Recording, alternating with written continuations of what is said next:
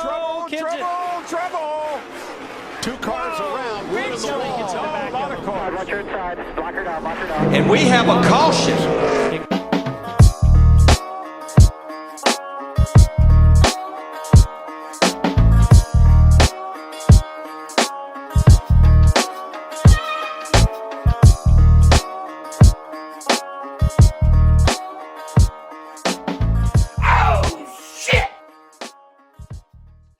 Welcome to another episode of the Caution's Out with Randy the Plumber. I got Anthony Alfredo up in here today, and we ain't just talking about any Anthony Alfredo. We are talking about the Anthony Alfredo that drives the number 21 Xfinity car for Richard Childress Racing that was standing there watching a big fight last week, and that's why I got to talk to him about this stuff. What's been going on, Anthony? Nothing much, Randy. I've been working hard, getting better every week, and just training, been on the simulator, getting ready for Texas Motor Speedway this week. And as you mentioned, a little flashback to Kentucky there, ended with some flaring tempers. But we had a great run for our 21 Richard Childress Racing team nonetheless in our Alsco Chevy. We had two solid nights, two sixth-place finishes Thursday and Friday. And nonetheless, I'm thankful to be here chatting with you at the end of the week. I appreciate the opportunity. I tell you what, man, that fight was something else the other night. See, I don't know if you know it. I made a video about that. Did you see the video? Oh, yeah. I was sharing it. Okay. So I made a video about it, but the first thing I noticed while I was watching it is how you were casually setting your helmet and your gloves on top of your race car like nothing was going on, and then all of a sudden it was like, oh, check this out. Yeah, it was funny. I saw him go up to it, and I was just casually watching, and I could just tell by their expressions, and I was close enough I could hear some of it. But you could usually just guess by going back and forth, kind of like you in your video. You knew what they were saying, and I was just trying to pay attention, casually. I had nothing going on. I took my helmet and stuff off, and then then it got big. They started getting after it there a little bit, so that was the entertaining part.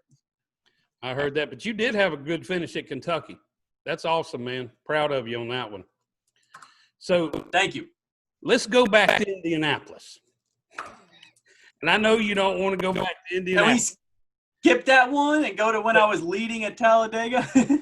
What was up with the wind in that, man?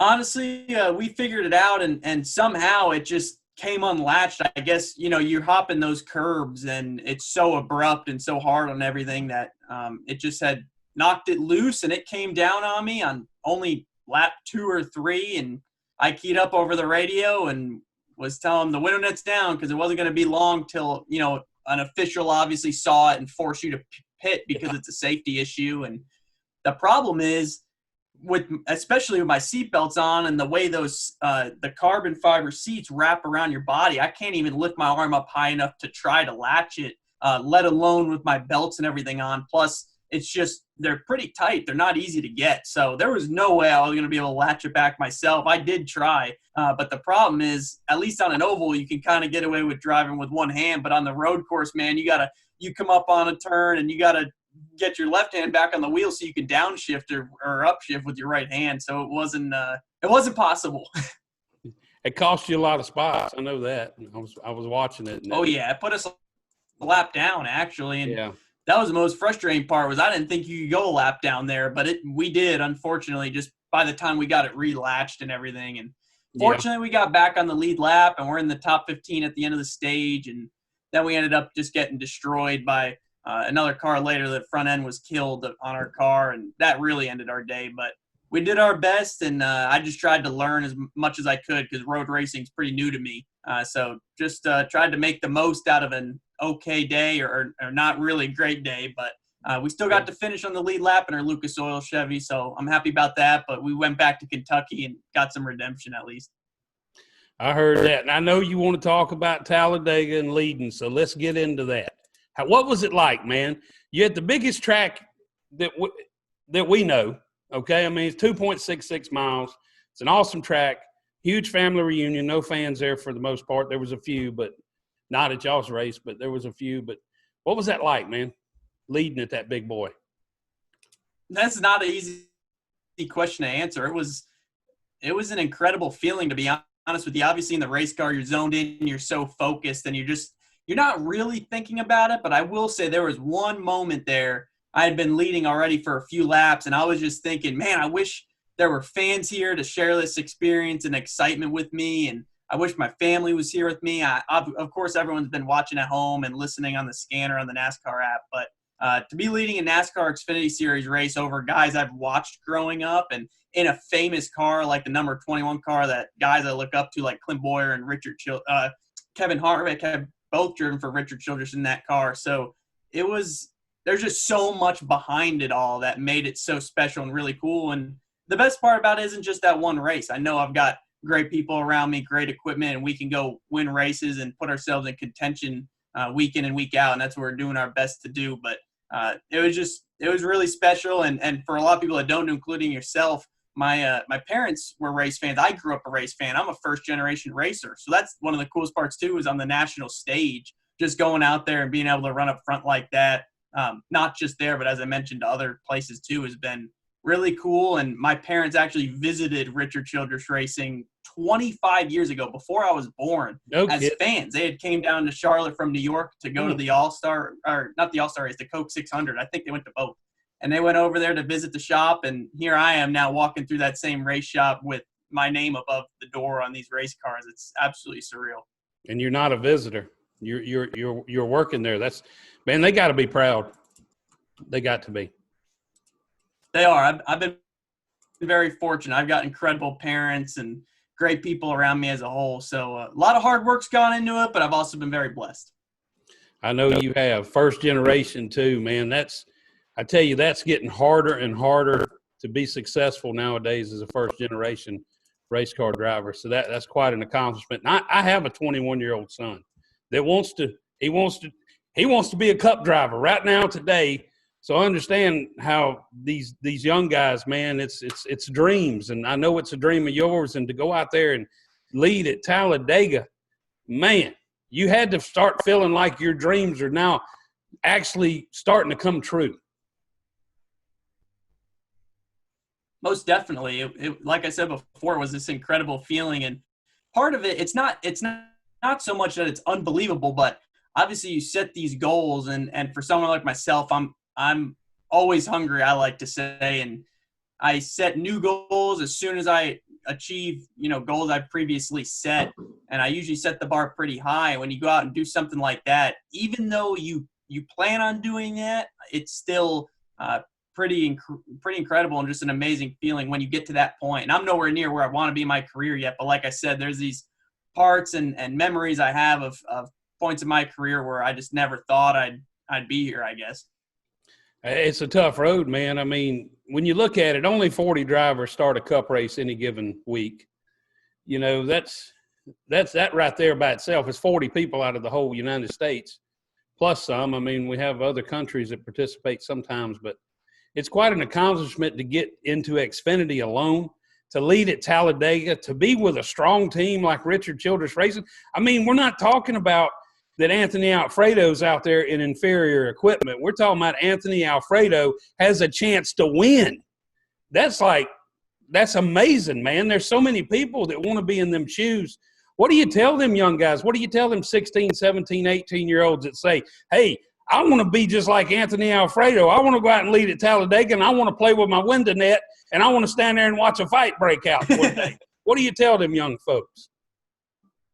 The biggest thing is something that I always heard from people growing up, even my dad. My dad started his own company at around 20 years old and worked his way up and did everything on his own, didn't go to college, anything. And I have so much respect for him, and my mom have worked so hard throughout their lives as well for our family. And I'd say something he always told me, and a lot of other people always say, is just hard work pays off. Don't give up. Keep working. And it always sounded cliche. You hear everybody say it, but man, it's true. I've just never given up on this dream. And I know I just have been very fortunate, very blessed, but the biggest thing is all the opportunities I've had, I've made sure I've taken advantage of them to the fullest. And I think that's one of the biggest things in my life is at the end of the day, no matter what happens, I want to be able to sit back and tell myself that I did all I could. I never ran one lap not at 100%.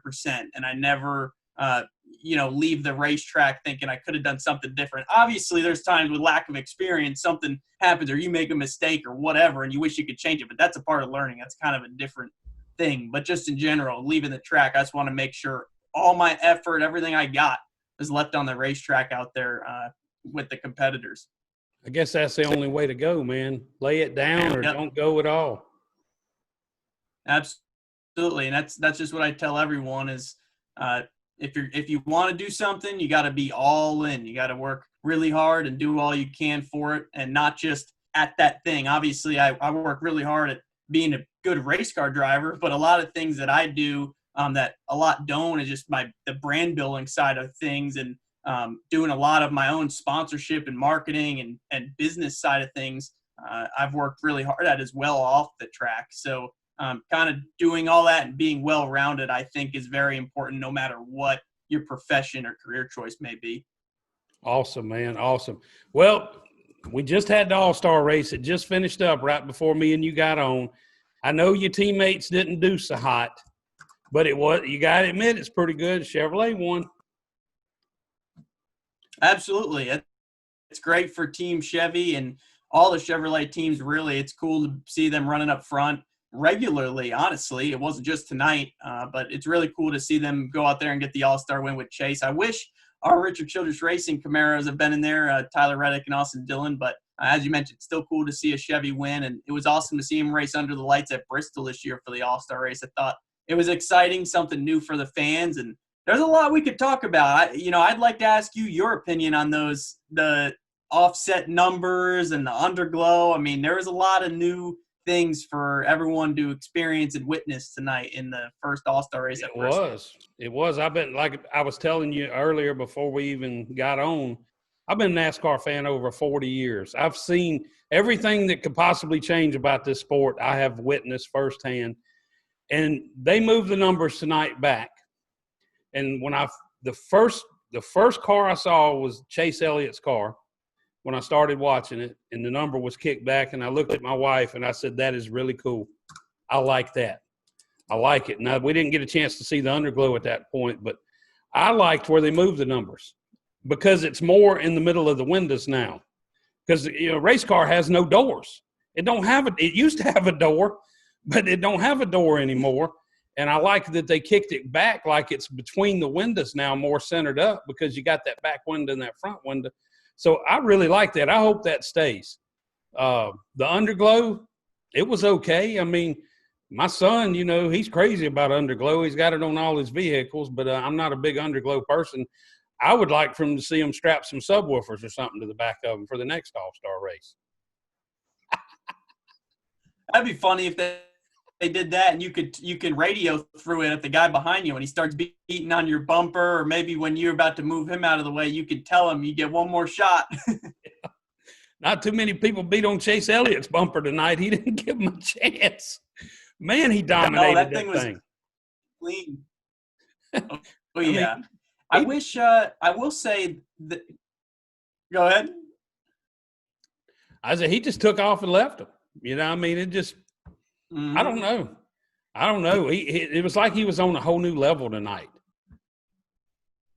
It looked like it. He wanted that. I don't know if it was that $1 million driving him or if that car was just that good, but he was able to stretch it out there. I actually, leading up to the race, was thinking that 15-lap sprint at the end was going to be awesome because it was going to be so intense and everyone's going for all they got in such a short amount of time. But at the same time, it wasn't long, from a racer's perspective and even a fan's perspective. I was thinking about how after the fact, if it was longer, we would have seen more tire fall off. And, 15 laps is nothing. Talking from experience, you can just run 100% as absolutely as hard as you want, and they're not going to fall off at all. So maybe if it was a little bit longer where, the balance of the car could change a little bit more, it would have maybe we wouldn't have seen Chase stretch it out as far or it get a single file so quickly. But the race also wasn't quite in general long enough for the traction compound on the bottom to wear out. You see it in the Xfinity races. Our races are hardly long enough to wear it out. You usually just see it in the 500-mile races or, of course, the Coca-Cola 600 it's long enough where eventually it starts wearing out and the groove kind of moves around. But it was kind of like they were glued to the bottom. So whoever was able to roll down there the best seemed like they were able to get it done. And tonight that was Chase Elliott. Well, it just seemed like that 15-lap supposedly shootout, which was not a shootout, it was a runaway. It seemed like it only went on for about 4 minutes. I mean, 4 or 5 minutes was it. It was crazy how fast that went by, man. I mean, it just, I don't know, but he just had it tonight. But I've been telling everybody all year, and every year I pick my breakout driver of the year, and Chase Elliott was my guy this year. And what I call a breakout year is you got to go out and you got to win about 6 races. You have to run for the championship. You have to be in that top 4 leading up to the end. And so far he's kind of proved me right, but I think that he's really fixing to get good now. That's just what I think. And it's just a fan's opinion, but every year I pick my guy. Sometimes I'm right, sometimes I'm wrong. But I think this is his year.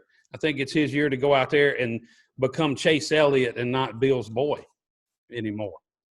Because a lot of people still call it, that's Bill's boy, so that's the problem of being a second-generation racer. So you don't have that problem.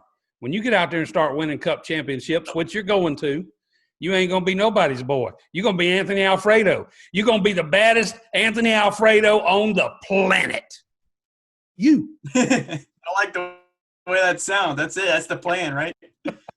Hey, that's always the plan. Now, whether it unfolds or not. But here's a fact. Here's a fact. And this, you'll be happy to know this. Once you come on my show, I'm always a fan of yours. So now, Randy the Plumber is a fan of Anthony Alfredo's and probably your biggest fan. Okay? Probably. I don't know if it gets any bigger than this. I'm 280 pounds. That's huge. It's a huge fan.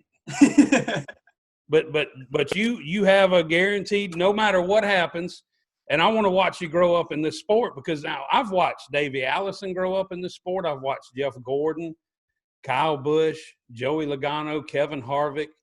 I've watched all these guys grow up in this sport, and now your name is in that group of the drivers I'm going to be watching grow up in this sport. Man, that's some serious star power right there. But they all started right where you're at. That's the beauty of it. They didn't all start with equipment, though. That's the thing, is you're starting in great equipment. A lot of them started in garbage equipment. I mean, Jeff Gordon, #1 Baby Ruth car, not good equipment. Do you know why Rick Hendrick hired him to drive the 24 car? Do you know the story? Wasn't it because he was so surprised at how well he did in that car? Yes, he was in that #1 Baby Ruth car, and he didn't go out there and compete for a victory. Rick Hendrick was impressed with the fact that he took a complete piece of junk race car and kept it out of the wall. That's how he got that 24 car. It was a brand new team. They developed and built a whole new team for him, but he was impressed that he kept the car out of the wall. So you never know which one of these owners is looking and going, wow, and you ain't done nothing but kept a car out of a wall. That's all you did. He didn't go out there and win anything. But we know how all that turned out in the end, 4 championships later. But, yeah, I'm real interested to watch you grow up in the sport, man. I think you got it, brother. I think you got it. Win the net and all, I think you got it. Yeah, that means a lot. I appreciate that. You ain't going to hear the end of the win the net. Yeah, man, it's a part of it. And one thing I can tell you is every time I strap into the car now, I'm doing my best to reach up and punch it with my fist and make sure it's latched nice and tight, and we got some tape on there so that it won't come down now. Not unless I need to yank it down for some reason, but we won't talk about that because that's usually a bad situation. Yeah, we won't talk about that. And I want to tell something to the young fans that are watching this out there. I know there's a bunch of young fans that watch my show. If you're a young fan, if you're a new fan to the sport, this gentleman I am sitting here talking to, Anthony Alfredo, drives the number 21 car in Xfinity for Richard Childress Racing. He is worth your fanmanship. I'm telling you right now. So if you're young and you're just getting into the sport and you're looking for that driver to latch on to, this would be one of the ones I would latch on to. He's going to be good. He's going to be real good for the next 20, 25 years, guys. So I want y'all to really keep up with him. And when you do watch him and you watch him and you enjoy him racing, send him out a tweet. Say, man, I watched you today. I didn't see you playing with the window net. He might have let a lap or two or whatever. Just say, hey, great job, big fan or whatever. But I always like to shout out these young guys to these young fans because it's important, man. These young fans need to latch on to a young driver. And I think you're just as good as any of them to hook up with and pull for. That means a lot. I really appreciate those words. And that's something important to me too, is my mission's always been whatever I do in my life, just to have a positive impact and just influence others to pursue their own dreams. And I just want to do good for people. So it's cool if I get the younger crowd, no matter who it is. And one thing is, if you're a fan, then you got to know you're a part of what we call the sauce mafia, because my last name's Alfredo, and we get all those pasta related or Italian food related puns, and my nickname's Fast Pasta. Well, the fan base is the sauce mafia. So once you're in the sauce mafia, that's it for life, man. Well, I suspect there's going to be a lot of people joining that sauce mafia very soon, and they got a good reason to. They got a good driver to pull for. And I'm looking for you to get into Cup, run some Cup races, and let's see what you got, brother. That'd be awesome. That's the plan, is to hopefully be there soon. My goal is obviously to win at this level, win multiple races, and hopefully run full-time and compete for a championship next year in the NASCAR Xfinity Series, and see what happens from there. But the ultimate goal is to be a Cup Series champion and hopefully win multiple of those. So keep working towards that each and every day, and things will take care of themselves. Absolutely. Well, off of the racing subject for a minute, you are a Yukon Husky, is that right? I'm not a Yukon Husky, but I am from Connecticut. I actually, I guess you could call me a 49er, because I moved to Charlotte when I started racing, and I went to UNC Charlotte for engineering. And I'm currently not enrolled because racing's been going really well, and I'm traveling and all over the place. I can't be in school, but I'm almost 3/4 of the way through that. Absolutely. But do you think we're going to have a college football season this year? What's your thoughts? It's such a hard question to answer, because it's so many people all together, physical contact. I think that's one of the hardest parts is, at least with us, obviously we're each in a car separated, and you could stay isolated even leading up to the race and after the race. Unless you get into a fight, that's a little different, but you just got to make sure you got your mask on. Yeah, but football's going to be different. Racing's a lot easier. I don't know. Under these guidelines. Yeah, it's going to be absolutely. And I hope we can see other sports somehow figure out a way to squeeze their season in or get a couple events in, so to speak, because it's just been so different. Well, and I hope we can continue to race the rest of the year, and that we got this whole deal firing back up at us, but hopefully it doesn't shut us down, and we can they say baseball's coming back this coming Saturday. Yep. That's amazing. That's amazing. I mean, I've got to make some baseball videos. That's just all it is to it. I've been missing baseball just as much as anybody else. I've been glad to have racing back, but I'll be glad to get baseball back too. That'll give us something during the week, every week. It's not every week we have Wednesday night racing. I wish we did. I wish we had Sunday, Wednesday, and Saturday races every week. Put Xfinity on. That'd be awesome. I'm going to be honest with you.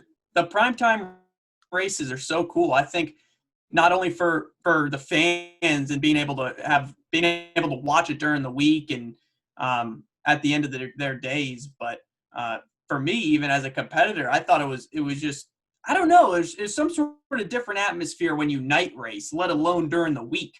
It was so weird racing on a Thursday and Friday, and then we fly back post-race immediately following the race. So, yeah, obviously I was wore out. I slept in Saturday morning, but I got up. I'm like, man, I got the whole weekend still. This is awesome. And then I got to watch the other races. Yeah. I mean, I would love to see Xfinity just go to a Wednesday night deal. Every race, they run them on Wednesday nights. I mean, there's some tracks just don't have lights. Y'all don't need to go to those tracks. on Xfinity. Just go to the ones with lights and race every Wednesday night. How cool would that be? I mean, you would be gaining a new fan base. You would be just putting y'all in front of just millions of more people instead of all these Saturday races. I would love to see it. I think Xfinity could become a standalone series if they did that, because Xfinity is full of competition. Okay, there's no bad drivers in Xfinity. It's just like Cup. If you're not on, you ain't got a chance at winning that thing. But I'd love to see them go to Wednesday nights every week. What do you think about that? Every week? That'd be exciting. I think there are some tracks I like that I don't have lights, though, so that's kind of unfortunate, just like Talladega. But I will say I think it'd be awesome to do that a few times a year or sometime during the week. And probably one of the most interesting things to see will be the remainder of this season. Obviously, NASCAR has been experimenting with a lot this year. And obviously, as I mentioned earlier, I grew up a race fan. Nobody in my family raced nothing. So I'll never lose the fan aspect. I go to the racetrack. I'm the one driving, and I'm just pumped to be at the racetrack. I'm pumped to be at Talladega. I kind of fan out, even though I'm the one racing. That's the coolest part. But in general, as a fan, I love the changes they've been making. And I think even as a competitor, NASCAR has been doing a really phenomenal job to not only get us to the racetrack and allow us to put on shows for fans, but just doing cool, different things that I think have had a positive impact on the sport. And I'd like to see what they continue to do throughout the remainder of the year. And that even includes, obviously, they've been announcing X amount of races at a time. And I'm looking forward to see what the rest of the schedule holds and where I'm going to be racing at. I think it's been pretty cool and exciting for everybody. Heck yeah. Hey, what do you like to do when you're not racing?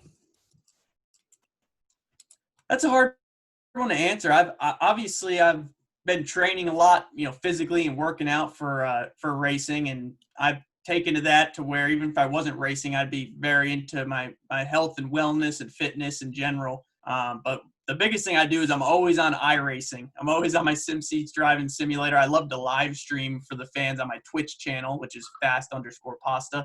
And it's just fun to get on there because the coolest part about that is you can race all kinds of people from around the world virtually and race with fans. I'll do events where I'll race with fans. And even now, there's no practice. So obviously I'm fortunate to work with Chevrolet and our RCR engineers on the simulator preparing for races. But I go in my living room, my apartment, and hop on my iRacing rig, and I just make laps at the track we're going to that weekend because there's no practice. So it's the next best thing you could do, and that's probably what I've been spending the most of my time doing, especially during this point in time where a lot of things are shut down or closed, and trying to social distance as best as I can so I can stay safe and be able to go to the racetrack every week.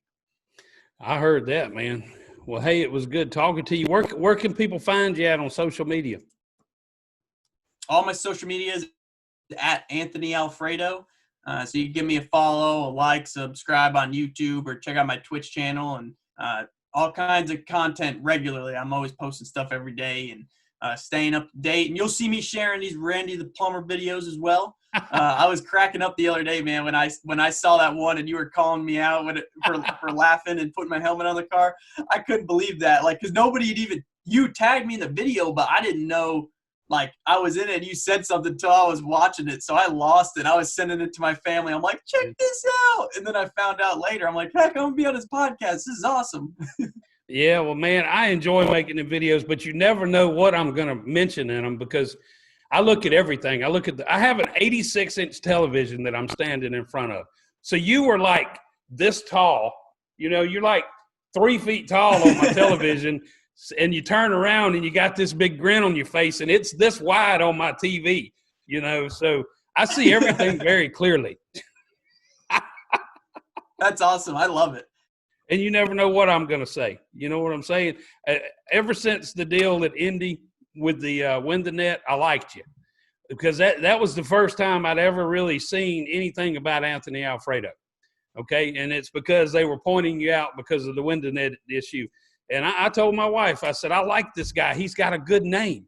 He's like got some Italian stuff going on here, and he's cooking it up. So, and then when you were when I was making that video and we were watching it, and I'm like, okay, I'm fixing to make a video about this fight. And she said, there's that Alfredo guy right there. Look at him with that big old smile on his face. I said, oh, yeah, he's fixing to get called out on that. So, but I enjoy making my videos now. I mean, it's just what I do. I don't understand where all that stuff even comes from, but it just happens. I have no idea what I'm about to say or even how I'm going to say it until the camera's rolling, and then it just gets loud. So that's the most fun part about it, though, is it's not scripted. It's just real, natural, fun, raw emotion. I think that's what everybody loves about it. Yeah, people say all the time I'm NASCAR's most famous fan. I don't think so. I think I may be NASCAR's most passionate fan. That's the way I see it, because I have a passion for the sport, man. It's crazy. It's crazy. I've witnessed everything you could possibly witness as a fan. So, but I've enjoyed every minute of it. I wouldn't trade it for nothing in the world. I love the sport. I love the guys of the sport. I think everybody is just top notch. You don't hear about NASCAR drivers going out and, doing a whole bunch of ridiculous stuff like you hear in other sports. For the most part, they're outstanding people. But it was great having you on, brother. I appreciate you. Tell me one more time what the nickname of your fan club is. The Sauce what? Sauce Mafia. Sauce Mafia. I'm gonna write that down. Oh, that's gonna get mentioned in the video. That's gonna get mentioned in the video right there. Awesome. Something's gonna happen. Perfect. You're gonna give me something in the next couple of weeks. I don't know what it's gonna be, but something's gonna happen, and that Sauce Mafia is gonna come out. I'm hoping it's a win next weekend. Yeah, I hope so too. Hey, before you go, I want to ask you one more thing. Have you ever tried Drip Drop, the drink? I've not. Okay, it's a drink that's made by Drip Drop. It's a powder. What I'm going to do is I'm going to get my PR guy to get with your PR guy, and we're going to send you some Drip Drop samples for you to try, because I think that is a medical grade rehydrator. Okay, it's awesome stuff, man. I just want you to try it because you lose a lot in the race car during the race. Give it a try. I'm going to send you some free samples and see how it works for you. There's some other guys, I'm not going to mention their name, but there's some drivers in Cup and a lot of crew members that use it. And they say it makes a huge difference out there in that heat. So I'm going to get you some sent to you so you can give it a try. If it gives you an advantage and you go out and win the race, just mention me in victory lane. That's all I ask.